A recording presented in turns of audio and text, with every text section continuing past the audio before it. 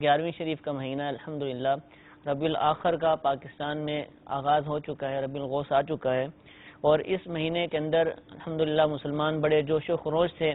غوث پاک رضی اللہ تعالیٰ عنہ کی سیرت بیان کرتے ہیں اور 11ویں شریف الحمدللہ مناتے ہیں۔ تو ایک تو یہ ارشاد فرمائیے کہ 11ویں شریف کیا ہے، 11ویں مناتے ہیں، 11ویں میں کیا ہوا تھا، ایسا کیا واقعہ ہوا تھا کہ جس سے متعلق الحمدللہ یہ سلسلے جاری رہتے ہیں؟ پہلی بات یہ ہے کہ جب بزرگان دین رحمہ اللہ اجمعین دنیا سے چلے جاتے ہیں نا، تو یہ خود ان کی ذات کے لیے ایک شادی کا دن ہوتا ہے، یعنی خوشی کا دن ہوتا ہے۔ یعنی جب یہ قبر کے اندر جاتے ہیں تو ان کو جو خوشخبریاں ملتی ہیں، بوقت نزا ان کو جو خوشخبریاں ملتی ہیں،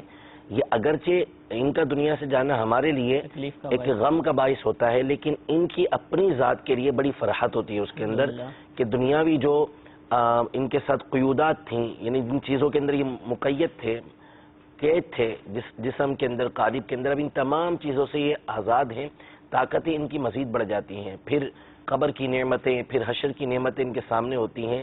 جو ان کے لیے بڑی خوشی کا باعث ہوتی ہیں۔ پہلی بات یہ،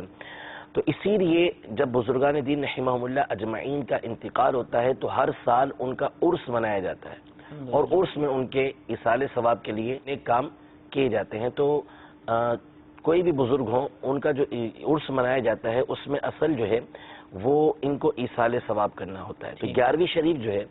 اس کا جو بنیادی یہ ہے کہ غوث پاک رضی اللہ تعالی عنہ کی جو دنیا سے رخصتی ہوئی تھی، یعنی دنیا سے اب تشریف لے کر گئے تھے،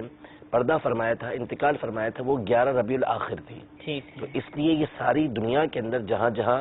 غوث پاک رضی اللہ تعالیٰ کے ماننے والے موجود ہیں، وہاں وہاں غوث پاک رضی اللہ تعالیٰ عنہ کی 11ویں شریف منائی جاتی ہے، اور بغداد شریف کے اندر بھی 11 تاریخ کو بہت بڑا اجتماع جو ہے غوث پاک رضی اللہ تعالیٰ عنہ کا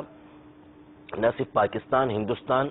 بلکہ دنیا کی کئی ممالک اور خود عراق کے کئی علاقوں سے غوث پاک رضی اللہ تعالیٰ عنہ کے مزار پہ جمع ہو کر خوب دھوم دھام کے ساتھ جو ہے وہ آپ رضی اللہ تعالیٰ کی